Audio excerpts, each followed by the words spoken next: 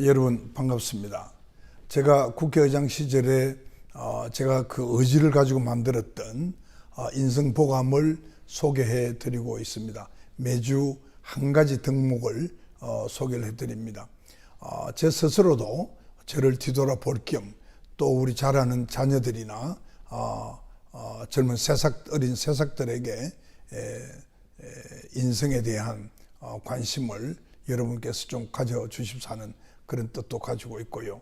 우리 젊은 청춘들에게도 조금이라도 도움이 되기를 바라는 심정으로 유튜브로 제가 소개를 해드리고 있습니다. 그동안에 전체 네 파트 중에 소중한 나 편에 있는 자애, 겸손, 극복, 책임, 자율, 그리고 정직의 6가지 덕목을 소개해 드렸습니다. 오늘부터는 두 번째 파트인 아름다운 우리를 소개해 드리고자 합니다. 소중한 나에 이어서 아름다운 우리 편에는 배려와 공감, 그리고 협력과 공경, 사랑과 존중, 이렇게 6가지의 덕목으로 구성되어 있습니다. 오늘은 남과 나의 정신적인 가교 역할을 할 수 있는 배려에 대해서 말씀드리고자 합니다. 우리 사회에 언제부턴가 배려라는 말이 듣기가 참 어려운 그런 사회로 점차 변모하고 있었습니다. 서양에서는 엘리베이터를 탈 때 Lady First 또는 After You 이렇게도 얘기하고요. 길을 가다가도 조금만 남들하고 스치기만 해도 죄송합니다 하고 말을 합니다. 이것이 다 배려라고도 볼 수가 있겠죠. 우리는 살아가면서 남으로부터 존중받고 싶어 하고 남에게 폐를 끼치지 않으려고 노력을 합니다. 그러기 위해서는 우선 남에게 양보하고 또 남을 먼저 생각하는 그런 배려하는 그런 사회가 되어야겠습니다. 우리 사회가 정이 흐르고 이기적인 사회가 안 되게 하기 위해서는 남에 대한 배려가 아주 중요한 덕목이라고 저는 생각을 합니다. 존 버니언의 작품 철로 역경에는 천국과 지옥에 대해서 재미있게 대비된 부분이 나옵니다. 두 곳 모두가 맛있는 음식 있고 팔 길이보다도 긴 숟가락이 있습니다. 지옥에 있는 사람들은 그런 숟가락으로 자기만 먹으려고 안간힘을 쓰기에 먹지를 못하고 굶주림의 고통 속에 있습니다. 반면에 천국의 사람들은 긴 숟가락으로 그 음식을 상대방 입에 먼저 넣어줌으로써 서로 배불리 먹고 행복합니다. 타인에 대한 배려가 있고 없고가 천국과 지옥을 가름하는 그러한 이 얘기가 되겠습니다.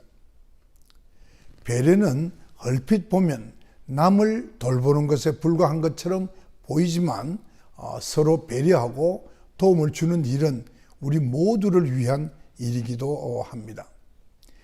배려의 그 1차적인 목적은 함께 살아가는 공동체를 살만나게 하는 것입니다. 배려는 공자가 사람이 평생을 두고 실천해야 할 도리라고 강조했던 서와 의미가 상통합니다. 이 서는 용서할 때 쓰는 그 서라는 것입니다.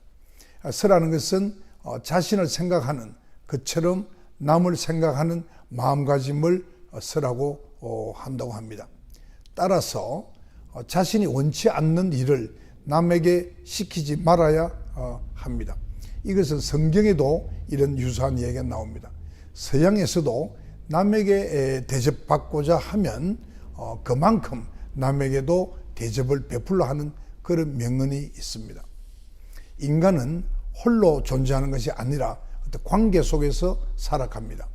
이처럼 함께 살아가는 존재이기 때문에 서로 배려하지 않고는 삶이 절대 수월할 수가 없습니다.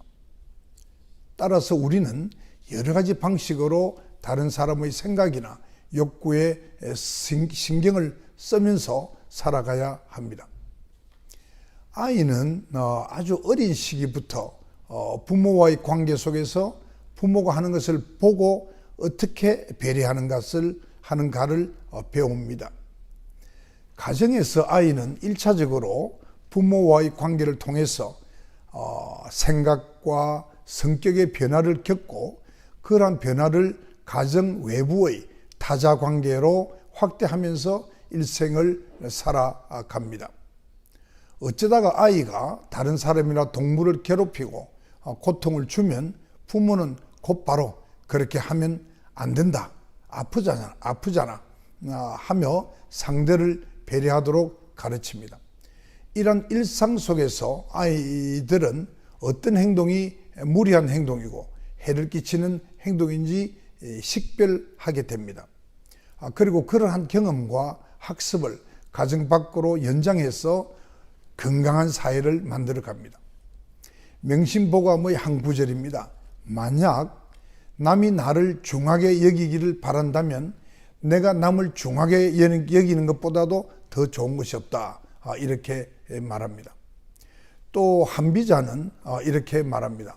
사소한 말 한마디조차 상대방에게 상처를 주지 않도록 배려하라 하고 이야기를 합니다. 여러분이 아는 마더 테레사 수녀님을 기억하시지요? 오늘날 서구 사회의 가장 큰 질병은 폐결핵이나 납병이 아니다. 사랑받지 못하고 배려에서 제외되고 무시당하는 것이 가장 큰 질병이다. 이렇게 마더 테레사 수녀가 말했습니다. 개인화된 현대사회의 그 냉랭한 인간관계 때문에 오늘날 타인에 대한 배려가 부족하고 그래서 더욱 배려 교육이 강조되고 있습니다. 개인화된 현대사회의 인간관계는 자유롭고 평등하다고 생각되기 쉽지만은 오직 추상적인 수준에서 그럴 뿐이지요. 현대인들은 타인과 지속적이고 진정한 만남을 갖기보다 목적적 또는 피상적 도구적 관계를 맺고 있습니다. 가정의 역할이 약화되고 사회의 경쟁이 심화되면서 개인은 자신의 성공에만 관심을 두고 점점 배려를 잊고 살고 있습니다. 더구나 컴퓨터나 모바일 가상세계에서는 얼굴도 모르는 채 온라인상에 접속을 하고 그 접속을 통해서 만나고 서로에 대한 배려심이 크게 부족하게 되는 것입니다. 의식적으로 노력하지 않으면 면대면의 경우보다도 함부로 대하기도 쉬워지지 않겠습니까? 상대방에 대한 배려가 부족하면 사소한 일로 상처를 주고받게 됩니다. 악성 댓글로 상처받고 자살하는 사람들, 폭력과 모멸로 왕따당하는 학생들, 재미를 위한 무심한 행동에 모욕당하는 사람들, 공동주택의 아파트의 그 층간소음으로 서로 미워하는 이웃들, 이러한 피해자와 가해자 모두가 우리 주변의 사람들이고 자식과 형제이고 친지이며 우리 자신들이기도 합니다.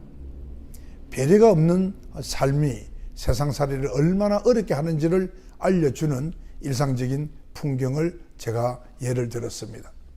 타인에 대한 작은 배려가 다른 배려를 낳아서 배려의 선순환이 만들어지는 아름다운 삶의 모습들이 최근 인터넷 동영상으로 널리 알려져서 감동을 불러일으키고 있습니다.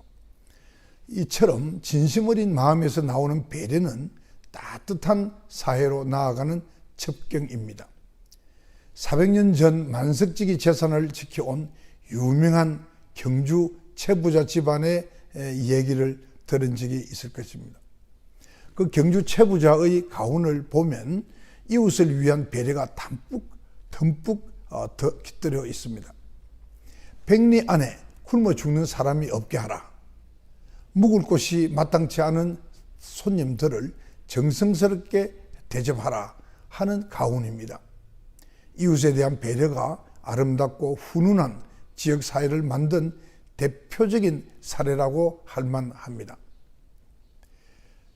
여기서 제가 줄리아 칸이라는 분의 조그만 것들이라는 시의 한 구절을 소개해 드리겠습니다.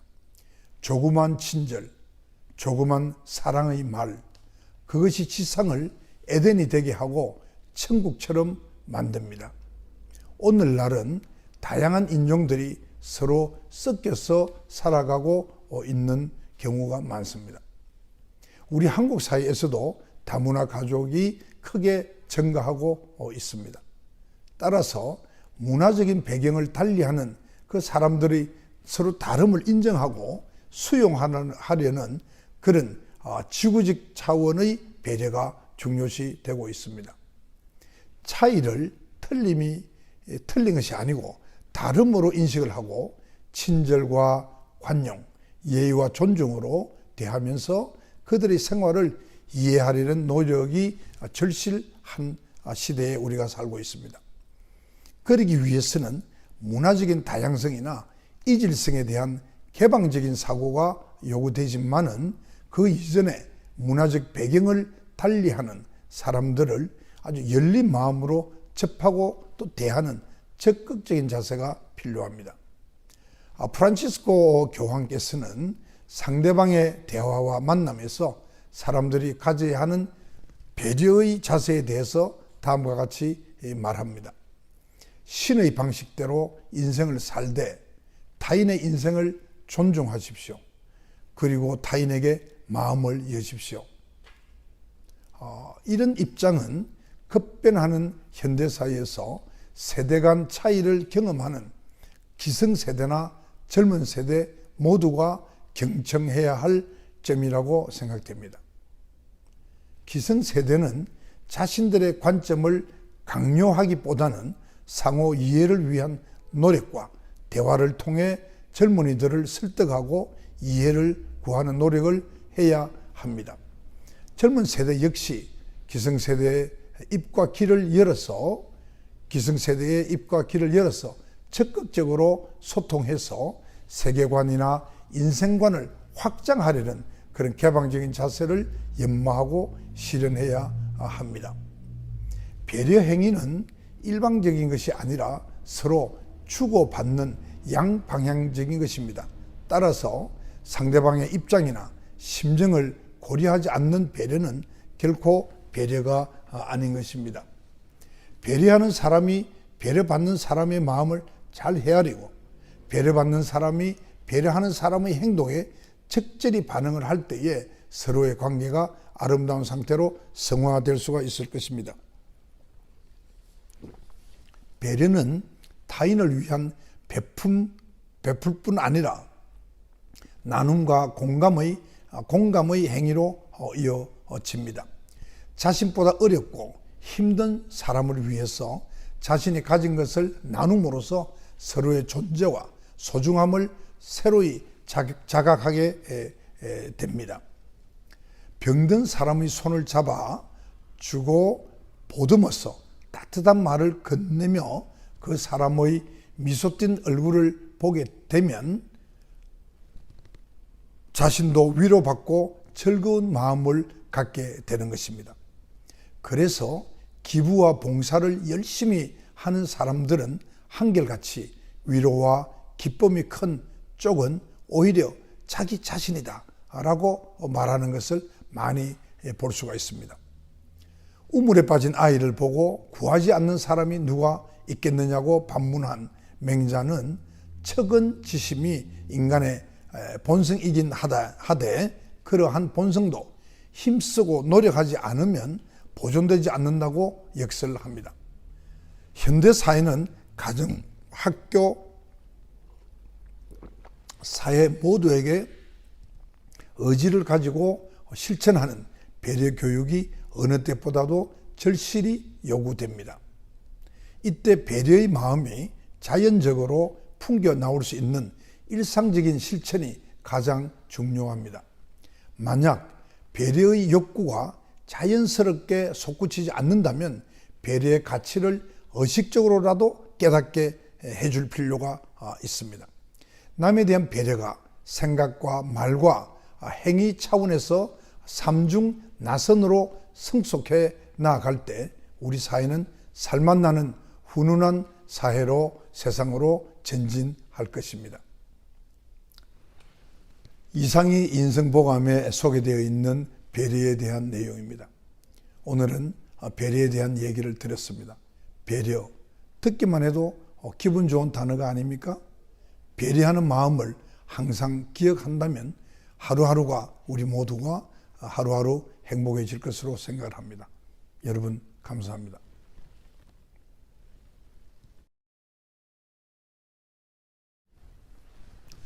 여러분 반갑습니다.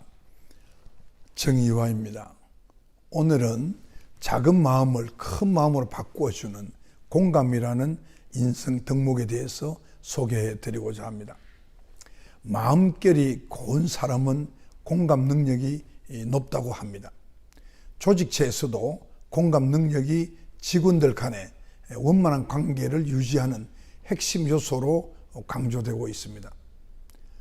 정서지능의 창시자인 다니엘 골먼은 사회적 성공에 강력한 힘을 발휘하는 것은 지능이 아니라 정서 혹은 감정이라고 말합니다. 감정지수는 감정 조절 능력과 공감 능력을 표현하는 것입니다. 감정 조절 능력이 풍요롭고 행복한 삶을 위해 자신의 감정을 다스릴 수 있는 능력을 의미한다는 그 공감 능력은 타인의 마음을 헤아려서 감정을 공유할 수 있는 능력을 공감 능력이라고 말합니다. 남의 심정을 이해하고 공유하는 공감을 통해서 인간관계가 깊이를 더하게 되는 것입니다. 다른 사람과 직접 어울리지 않고는 책이나 영화 등을 보면서 기쁨과 슬픔을 나눌 수 있습니다. 인간이 타자와 애환을 같이 할 수 있다는 점은 신경과학자들의 연구를 통해서도 잘 입증되고 있습니다. 거울 신경세포라는 것이 있는데요. 아주 어린 아이조차도 남의 고통이나 슬픔을 실감할 수 있다는 것입니다. 그러나 거울 신경세포는 공감 능력 자체가 아니라 공감을 가능하게 하는 생물학적인 원천인 것입니다. 따라서 공감 능력을 발달시키려고 하면 신경세포의 그 작동을 활성화하는 양육과 교육이 수반되어야 합니다. 상대방의 입장에서 세상을 바라보고 감정을 공유하는 것을 감정이입적인 공감이라고 합니다. 상대가 원하고 느끼는 것을 우선시하는 감정이입적 공감은 우리를 한마음 한뜻이 되는 합일의 경지로 인도해서 우리 삶을 풍요롭게 합니다. 명심보감의 한 기절을 소개해 드리겠습니다. 남의 흉한 일을 민망히 여기고 남의 좋은 일은 기쁘게 여기며 남이 위급할 때는 건져주고 남의 위태함을 구해주어라. 또 시인 정호승은 내가 사랑하는 사람이라는 시에서 이렇게 노래를 합니다. 나무 그늘에 앉아 다른 사람의 눈물을 닦아주는 사람의 모습은 그 얼마나 고요한 아름다움인가. 최근 사회적으로 크게 문제시되고 있는 학교 폭력이나 왕따 같은 것도 공감 능력의 결핍에서 비롯된 것이라고 말할 수 있습니다. 고통당하는 학생의 입장에 공감하는 사람은 결코 무자비한 은행이나 폭력을 범하거나 동조할 수가 없지요. 현대 사회는 격화하는 사회 경쟁, 또 도시화로 인한 공동체 의식의 해체, SNS를 통한 면대면 접촉의 축소 등으로 여유롭게 만나서 어울릴 수 있는 기회가 적어지고 있습니다. 남의 마음을 헤아리고 감정을 공유하기 어려운 상황으로 변모해 가고 있는 것입니다. 특히 청소년기에는 공감 대상이 우리들 범주에 한정되어서 사회 일반에 대한 배려가 싹트기 쉽지 않습니다. 따라서 청소년들에게는 다양한 사람들과의 교류를 통해서 공감의 폭을 넓힐 수 있는 계기를 많이 만들어줘야 합니다. 공감은 남과 자신을 높낮이로 가리지 않고 동등성을 전제로 합니다. 정서의 흐름을 가로막는 우열의 장벽을 허물어야 합니다. 자신이 타인보다도 우월하다거나 또는 반대로 열등하다고 생각되게 되면 서로를 이질적 존재로 여겨서 마음을 주고받기가 어려워집니다.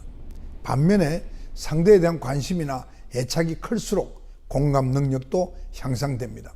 예를 들어서 아기 우는 소리만 듣고도 얼마나 아프고 또 왜 아픈지를 짐작하는 어머니의 마음이 바로 그런 것입니다. 또 순수하고 열린 마음을 지녀야 공감이 더 잘 이루어집니다. 영화 E.T.에서도 외계인은 어른들보다도 아주 천진한 아이들과 더 잘 교감하고 있지요. 성인은 의식적 또 무의식적 선입견에 둘러싸여서 새로운 세계를 이해하고 공감하려는 개방적인 자세를 갖기가 쉽지 않기 때문입니다. 마종기의 우화의 강을 소개해 드리겠습니다. 사람이 사람을 만나 서로 좋아하면 두 사람 사이에 물길이 튼다. 한쪽이 슬퍼지면 친구도 가슴이 메이고 기뻐서 출렁거리면 그 물살은 밝게 빛나서 친구의 웃음소리가 강물의 끝에서도 들린다. 동일한 체험을 공유한 사람끼리는 공감을 잘할 수 있습니다. 굶어본 사람이 남의 배고픔을 더 잘 이해할 수 있는 법이니까요. 그런 경험이 없는 사람들은 고통에 대한 공감 능력을 개발할 기회가 없었던 셈입니다. 굶어 죽었다라는 말에 벽장에 있는 것을 뭐라도 찾아서 먹으면 되지, 왜 굶어 죽어? 라고 했다는 어느 유복한 양반의 반응이 바로 그런 것입니다. 따라서 다양한 체험을 통해서 공감의 폭과 깊이를 늘리려는 노력이 중요합니다. 그렇다고 모든 것을 일일이 직접 체험할 수는 없는 일입니다. 간접 경험으로도 공감 대상의 내면 세계와 심리적인 환경을 인식하고 정서적으로 반응할 수가 있습니다. 예를 들어서 소설이나 연극 혹은 영화 속의 인물을 통해서 또 그 배경을 달리하는 사람들의 이야기나 대화를 통해서도 공감을 이룰 수가 있습니다. 풍부한 인생 경험을 상상력으로 확대하고 충분한 공감적 접촉을 이루게 하는 것이 문학과 예술의 가치입니다. 상대방의 느낌, 욕망, 또 사고와 유사한 감정 상태에 도달함으로써 공감적 깊이를 심화시켰을 때 우리는 공명이라고 부를 수 있는 단계에 도달할 수 있습니다. 공명의 경지에서는 공감 대상과 공감하는 사람 사이의 일체화가 이루어져서 공감이 난관 극복을 위한 위로나 치유제가 될 수 있습니다. 영유아기에 어머니나 양육자의 애착 관계가 형성되지 못하면 공감 능력이 발달하지 못합니다. 부모가 영유아의 감정과 필요에 민감하고 잘 반응해야 아이가 안정적인 애착과 신뢰관계를 형성해서 공감 능력이 발달하기 시작하는 것입니다. 자라면서 아이는 자기가 공감할 수 있는 대상을 넓혀가는데 그러한 정신적인 기초가 형성되는 과정에서 깊은 상처나 병이 있으면 공감 능력이 발달하기 어렵습니다. 아무런 가책도 없이 타인에게 고통을 주고 목숨을 빼앗는 사이코패스와 같은 비정상적인 행태가 그에 해당된다고 하겠습니다. 어린 시절 가정에서의 따뜻한 돌봄과 양육이 중요한 것은 바로 그 때문입니다. 모든 공감은 언어나 몸짓과 같은 무형 유형의 대화로부터 시작합니다. 그런데 공감의 모태가 되는 대화에서 말을 하기보다 중요한 것이 경청입니다. 상대방의 감정을 이해하거나 받아들이기 위해서는 1차적으로 귀를 기울여서 잘 들어야 하지요. 바로 경청한다는 것입니다. 경청은 상대의 감정을 이해하고 공유하려는 일련의 행위, 즉 공감적 행동의 출발점인 것입니다. 대화에서 경청 다음으로 중시되어야 하는 것이 진심 어린 적절한 반응입니다. 예를 들어 가족이나 친구가 아프다라고 말할 때 또 아파? 혹은 왜 아픈데? 라는 반응보다는 많이 아픈가 보네? 얼마나 괴롭겠어? 이와 같은 반응을 먼저 할 때에 대화는 공감을 향한 길로 입문하게 되는 것입니다. 공감 능력에 대한 강조는 세계적인 추세입니다. 공감의 대상과 기회는 인간 사회를 넘어서 폭넓게 확장될 수 있습니다. 사람뿐 아니라 개와 고양이, 그리고 풀과 나무에도 공감할 수 있습니다. 수도사인 성 프란치스코는 새와 자연과도 교감하고 대화하였다고 합니다. 반려동물과 공감하고 소통하는 사람들도 날로 늘어나고 있습니다. 인류와 생태계가 하나의 운명 공동체라는 인식과 함께 인간을 넘어 동물과 자연의 세계로 공감의 범위를 넓혀 가자는 목소리가 최근 나날이 힘을 얻고 있습니다. 미래학자 제레미 리프켄도 지속 가능한 발전을 위한 전면적 차원의 공감이 필요하다고 말합니다. 미래는 공감의 시대입니다. 그리고 그 미래 시대에 요구되는 인간은 공감 능력을 잘 갖춘 존재, 즉 호모 엠파티쿠스라는 것입니다. 호모 엠파티쿠스, 여러분 처음 들어보시죠? 공감을 갖춘 존재라는 뜻입니다. 공감의 영역이 넓고 깊어질수록 우리 삶은 보다 밝고 풍요로워질 수 있습니다. 여러분 잘 이해가 되신지 모르겠습니다. 공감 지수가 높은 사람이 되기를 바랍니다. 이제 미래 사회는, 그리고 지금도 그렇습니다. 공감 지수가 높아야 됩니다. 공감 지수를 많이 높이시기를 바랍니다. 감사합니다, 여러분. 여러분 반갑습니다. 오늘은 인생보감의 파트 2의 아름다운 우리 편의 협력이라는 인생 덕목을 소개해 드리겠습니다. 협력은 바로 상생과 공령의 협주곡입니다. 백지장도 맞들면 낫다라는 속담이 있습니다. 협력하면 쉬운 일은 보다 쉬워지고 어려운 일도 쉽게 할 수가 있습니다. 플라톤은 향연이라는 작품에서 인간이 불완전한 존재라고 말합니다. 개별적인 인간은 불완전하지만은 인류는 그 협력을 통해서 지구상의 어떠한 생명체들도 이루지 못한 높은 문명을 창조해냈습니다. 협력하는 것은 인간만이 아닙니다.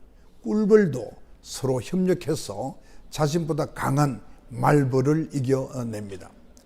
개미의 협력도 맹수를 두렵게 합니다. 아프리카 밀림에서 개미떼가 이동을 하면 코끼리와 사자도 도망을 간다고 합니다. 그러나 인간은 꿀벌이나 개미처럼 자연적인 본능에 의해서 협력하는 것이 아닙니다. 자유로운 존재인 인간은 스스로의 판단에 의해서 협력을 하는 것입니다. 인간은 자발적 협력을 통해서 개인의 생존과 공동체 형성을 도모해 왔습니다. 근대 이후 개인은 스스로의 이익을 위해서 합리적으로 한다는 그 경제적 인생관이 중시되고 있습니다. 경제적 인간은 어느 한쪽이 이득을 보면 다른 쪽은 손해를 본다는 제로섬 원리 하에 성자와 패자를 구분하는 그런 배타적인 경쟁에 몰두하게 됩니다. 그러나 이타적인 협력은 제로섬 원리를 벗어난 통합 효과를 유발합니다.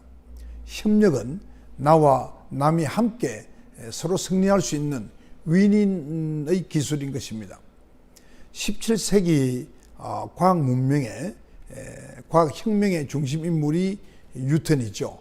그 뉴턴은 자신이 거인의 어깨 위에 올라앉은 난쟁이여서 더 멀리 볼 수 있었다고 말했지요. 자신의 그 학문적인 성취는 거인으로 표현한 선배 과학자들의 성취에 힘입은 바가 크다는 것입니다.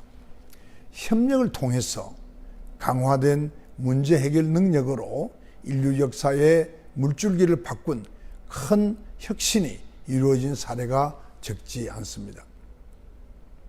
미국의 28대 대통령인 우드로 윌슨은 이렇게 말했습니다. 최고이자 최선의 능률의 형태는 자유로운 시민의 자발적인 협력이다. 그렇게 말을 했습니다. 또 프랑스의 소설가 생쥐 지페르는 이렇게 말합니다. 타인과 함께 타인을 통해서 협력할 때야 비로소 위대한 것이 탄생한다. 이렇게 말을 했습니다. 개인이 아무리 훌륭한 역량을 지니고 있어도 서로 협력하지 않으면 주어진 능력도 온전하게 발휘하지 못하는 오합지졸에 불과하게 됩니다.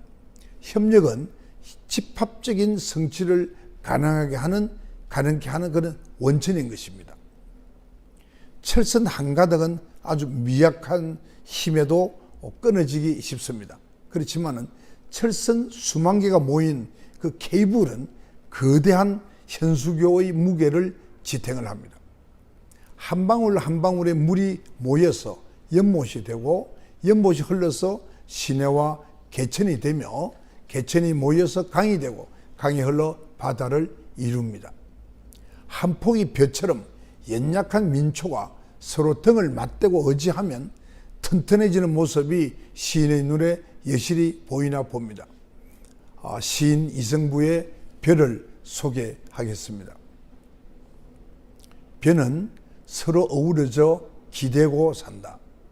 햇살 따가워질수록 깊이 익어서 스스로를 아끼고 이웃들에게 절을 맡긴다.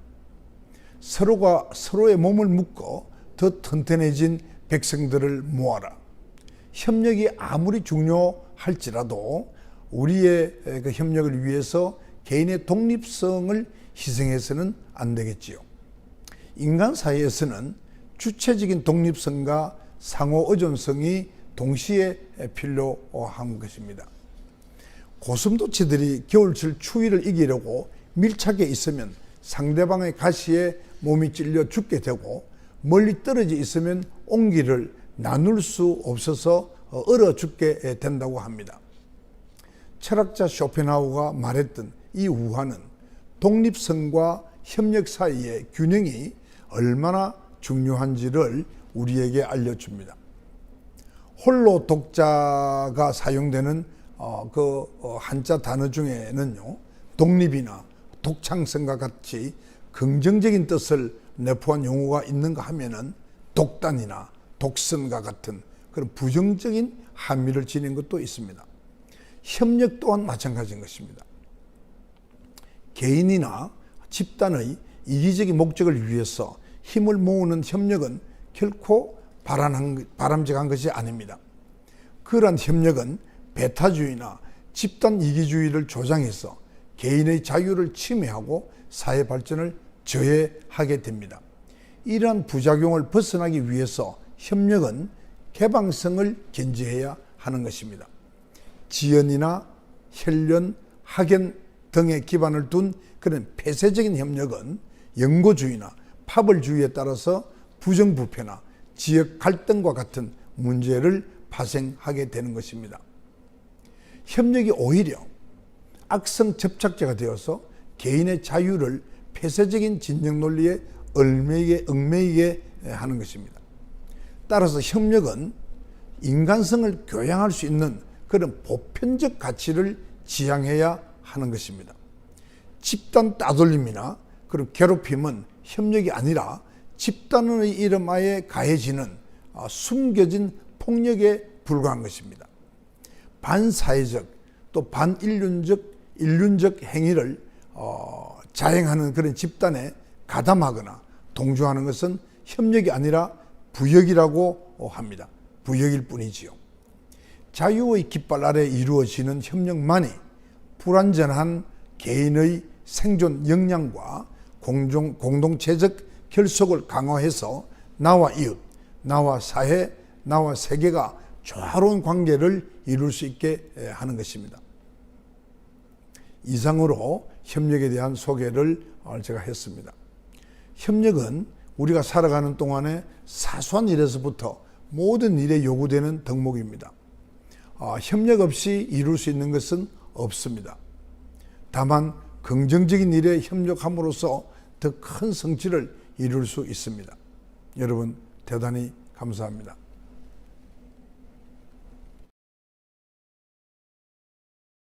여러분 안녕하십니까? 정의화입니다. 오늘은 인생보감의 아름다운 우리 편의 공경에 대해서 말씀드리고자 합니다. 사람이 살아가는 데 있어서 면면이 이어져야 할 삶의 향기가 공경입니다. 부모님에 대한 효도는 인간 사회의 원초적인 윤리로 간주하여 왔습니다. 가정 내에서 부모와 자녀 간에 지켜야 할 예의는 인성 발달의 초석이 됩니다. 예를 다한다는 것은 상대를 배려하고 존중하는 형태를 뜻합니다. 윗사람에 대한 존중과 배려가 곧 옛 성현들이 강조해온 효에 해당하는 공경입니다. 공경은 몸가짐을 조심스럽게 하여서 받들어 모시자는 의식에서 출발합니다. 자신의 몸가짐을 조심스럽게 갖춘다는 것은 삶의 주인으로서 자제심을 발휘하자는 성찰적인 자세로서 그러한 마음이 윗사람에게 발현되는 것이 공경입니다. 그러나 우리는 신문이나 방송에서 각종 우울한 사건을 접할 때 과연 지금 우리 사회에 공경이 존재하는 것을 되묻게 되는 것입니다. 부모 자식 간의 폭언이나 폭행이 자행되고 스승과 제자 사이에 불미스러운 일들이 오가는 우울한 사건들이 속출하고 있습니다. 그에 따라 연장자를 공대하던 미풍양치속도 차츰 멀어져 가는 듯합니다. 이러한 사태에 대해서는 경악과 분노를 감출 수 없다는 격한 반응이 있는가 하면 더 이상 관심을 갖지 않겠다는 그런 냉소적인 반응도 공존합니다. 현대사회의 인간관계에는 이해특실을 앞세우는 공리적인 사고가 풍미하는 것이 사실입니다. 따라서 경제적으로 유익해 보이지 않는 집단이 스스로 도태되거나 버려지는 것이 당연시 되는 경우가 많습니다. 이런 현실 속에서 연로한 부모님이나 노인을 공경하자는 주장은 철진한 구습으로만 여겨야 할까요? 소크라테스는 이렇게 말합니다. 내 자식이 해주기 바라는 것과 똑같이 너 부모에게도 행하라.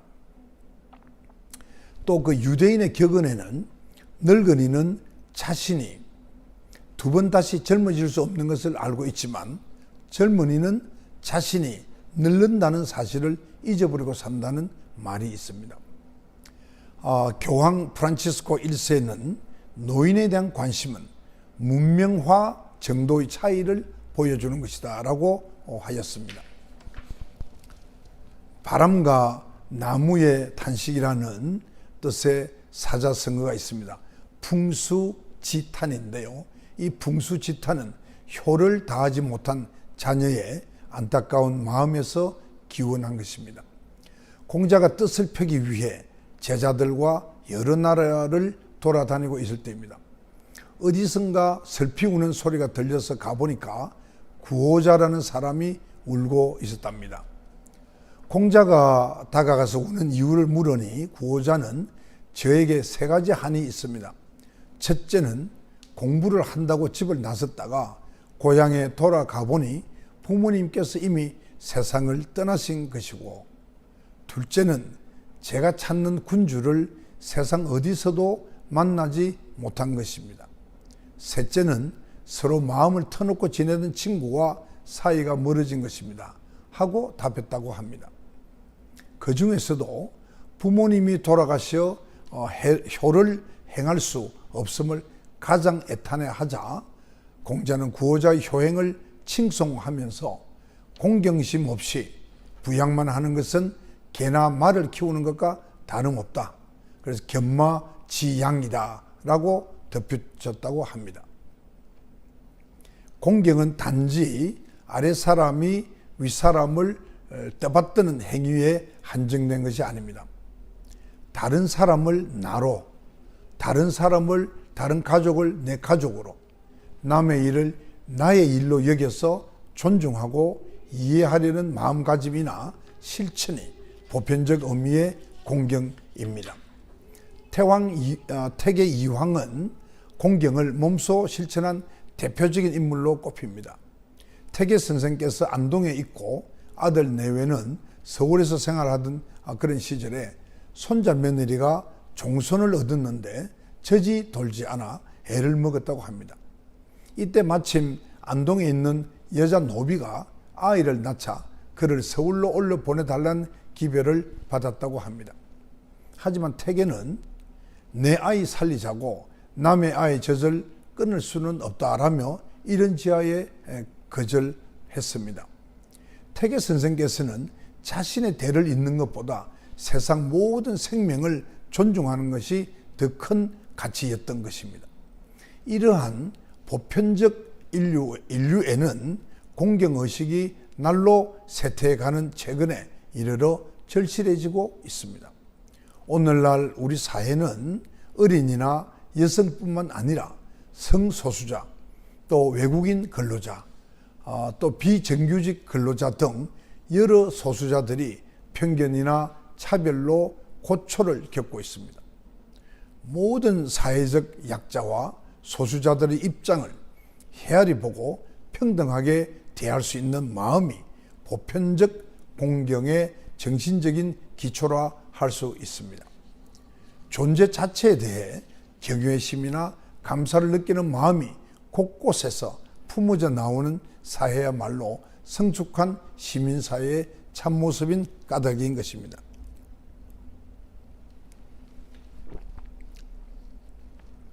시인 정호성 씨의 시 미소를 소개하겠습니다.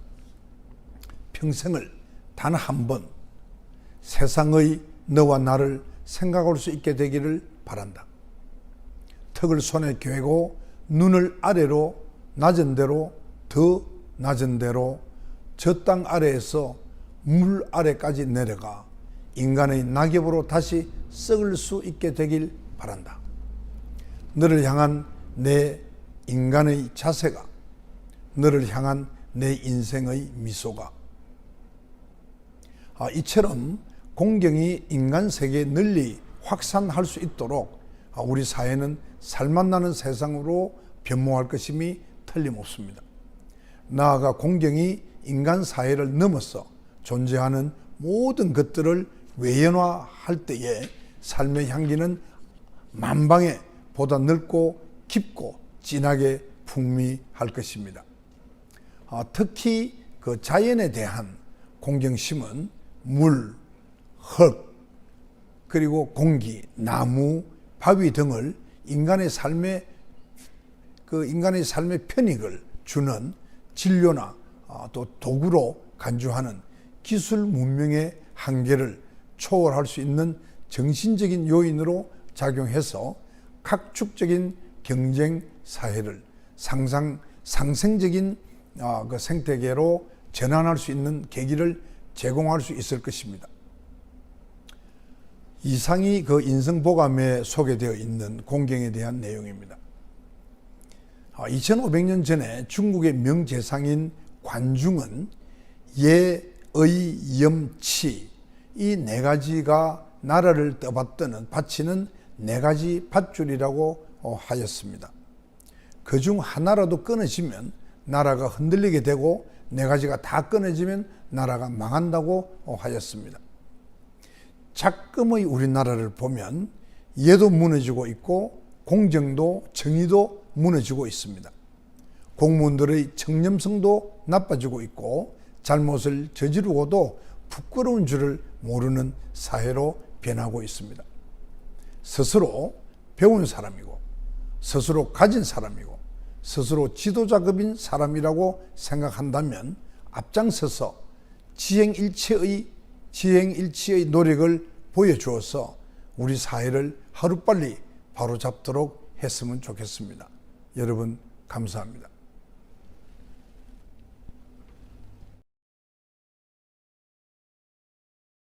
여러분 반갑습니다. 정의유화입니다.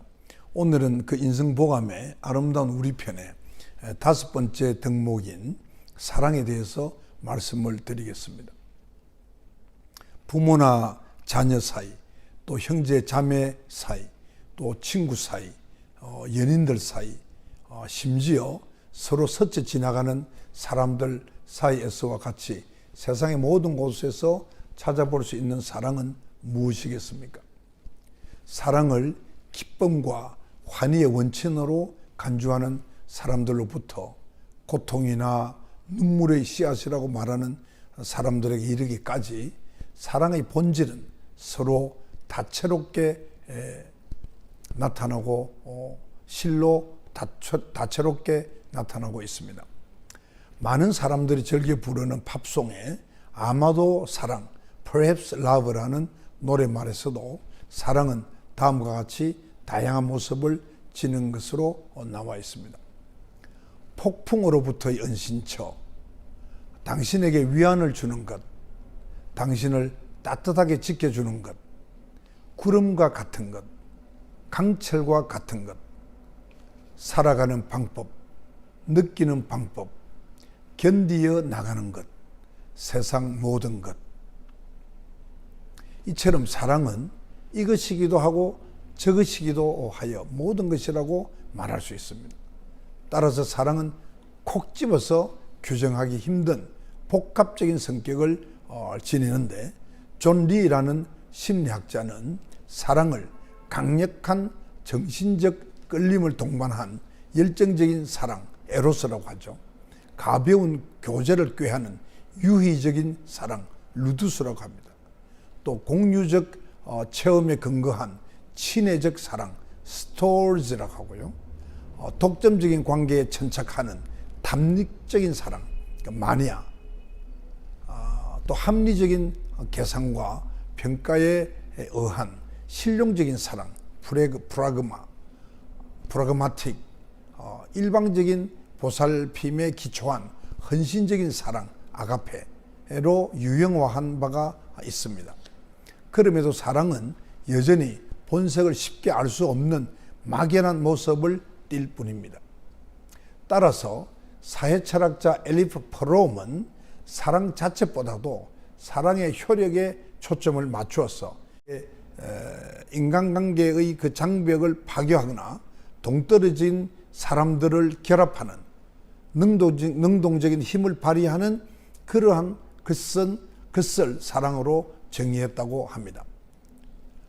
소원한 사람들을 엮어줄 수 있는 사랑의 힘은 어디서 나오는 것일까요?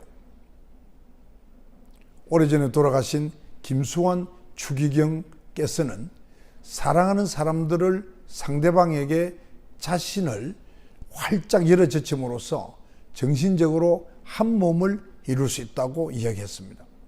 이러한 일체화 과정에서 얻어지는 사랑의 결실이 낭만이라고 불리는 아름다움입니다. 구약 성서의 최고 통치자로 등장하는 솔로몬 대왕이 헛되고 헛된 보석보다 진실한 사랑이 더 귀중하다라고 말한 것도 바로 사랑이 가져다 주는 아름다움에 대한 찬양이라고 할 수 있지요. 사랑이 없는 결혼생활은 불 꺼진 아궁이와 같다라는 세간의 표현 역시 인생을 아름답게 할 수 있는 사랑의 가치를 예찬하는 것에 다름없다고 생각을 합니다. 토마스 만은 죽음보다 더 강한 것은 이성이 아니라 사랑이다 이렇게 했고요. 알프레드 테니스는 사랑해서 사랑을 잃는 것은 전혀 사랑하지 않는 것보다 낫다. 다시 말할까요? 사랑해서 사랑을 잃어버리는 것은 전혀 사랑하지 않는 것보다도 낫다 이렇게 말했습니다. 톨스토이는 깊이 사랑할 수 있는 사람만이 위대한 고뇌를 맛볼 수 있다. 이렇게 말했고요. 알퐁스 도데는 어려운 것은 사랑하는 기술이 아니라 사랑을 받는 기술이다. 이렇게 말했습니다. 재미있죠?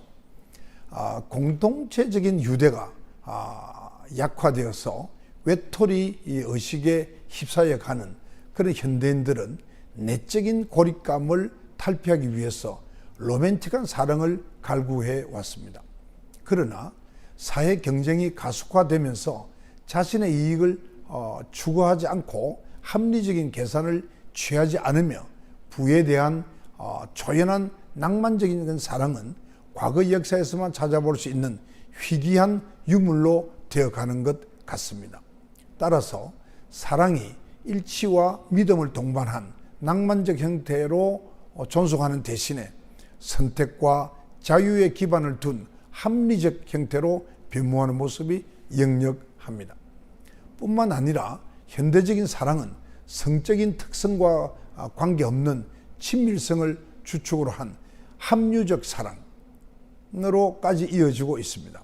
소개팅이나 채팅을 통한 만남은 합리적 사랑을 촉진하는 결정적인 역할을 담당하고 있고요.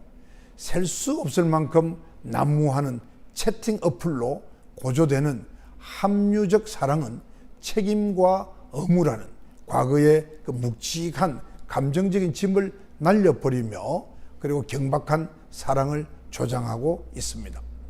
이런 상황에서 다음과 같은 낭만적 사랑의 일화를 접하면 새로운 정신적 활력을 얻게 될 것입니다.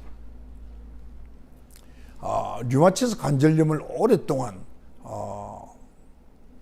앓아서 휠체어에 의지해서 살아온 미국의 32대 대통령인 프랭클린 루즈벨트는 어느 날 아내에게 다음과 같은 농담을 했다고 합니다.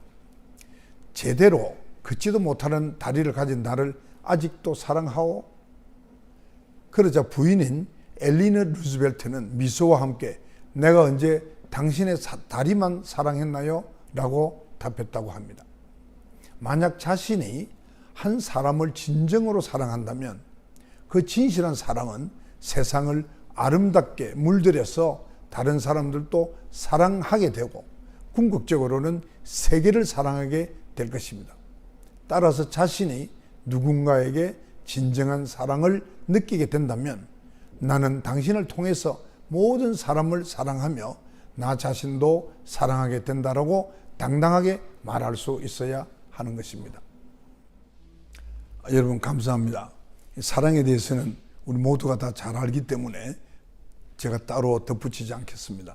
여러분들 진정으로 사랑하고 진정으로 그 사랑 속에서 행복하고 건강한 나날을 보내게 되기를 바랍니다. 감사합니다.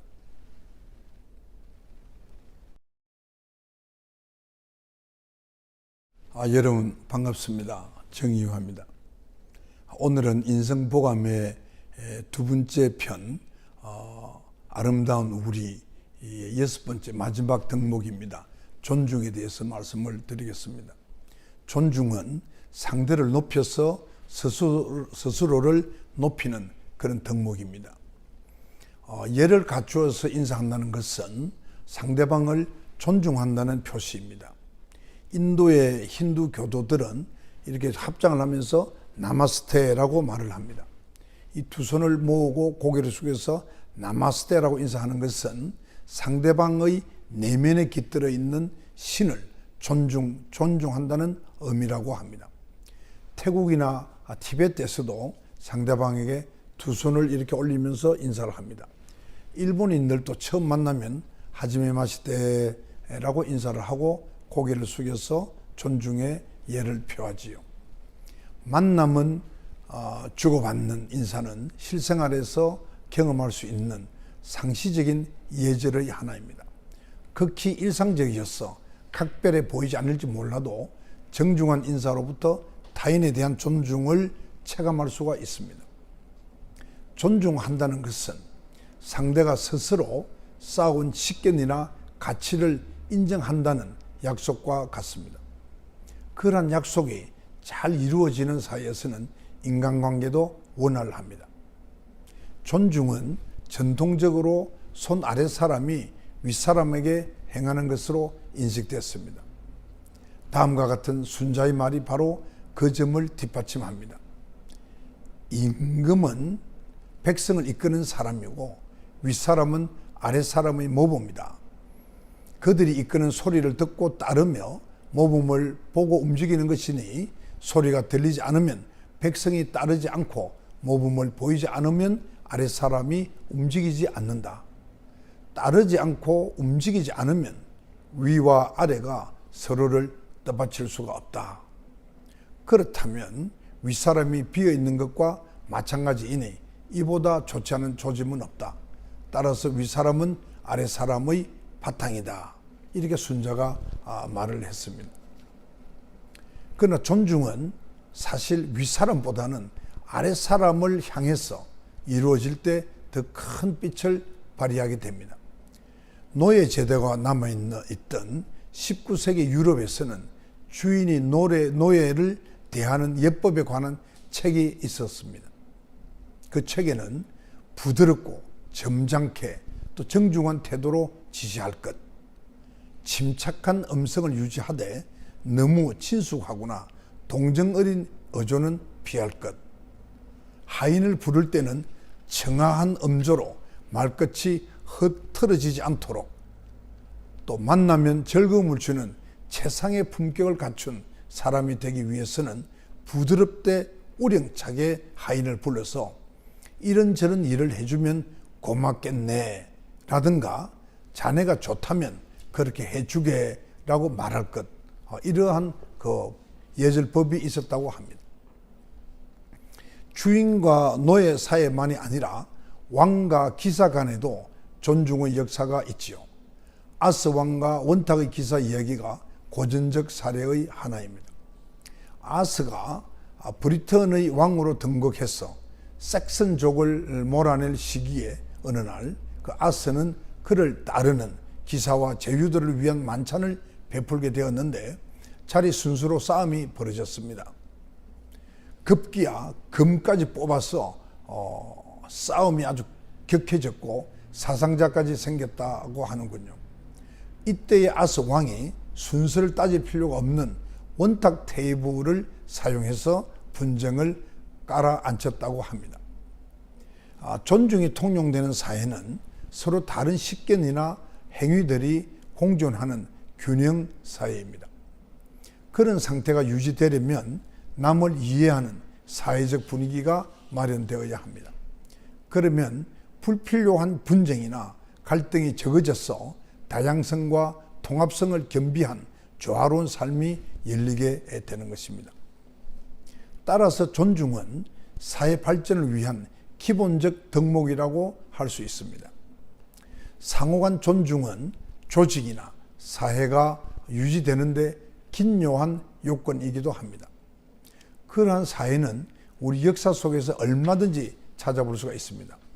임진왜란 직전에 군관 이순신을 전라 자수사로 청구한 바가 있는 서해 유성룡은 존중이 조직을 뒷받침하는 굳건한 정신적 토대임을 통찰한 분이었습니다.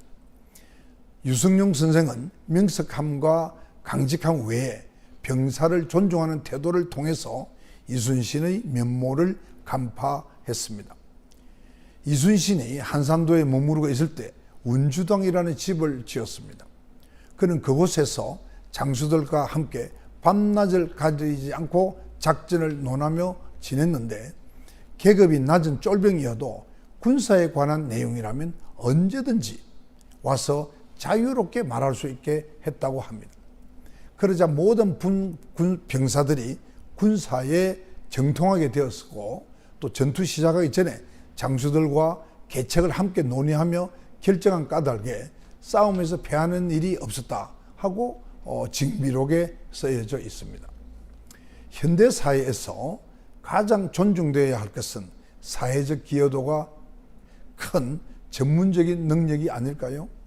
예컨대 학교나 직장에서 교장과 상사는 윗사람이 아니라 관리 전문가이고 교사와 직원은 아래 사람이 아니라 현장 전문가라는 상호 존중 의식이 뿌리 내린다면 우리 사회가 크게 발전할 것입니다. 상대방의 지식과 경험을 존중할 때에 전문인에 대한 지위와 양상이 위상이 달라져서 많은 사람들이 지식과 경험을 쌓고자 노력할 것입니다.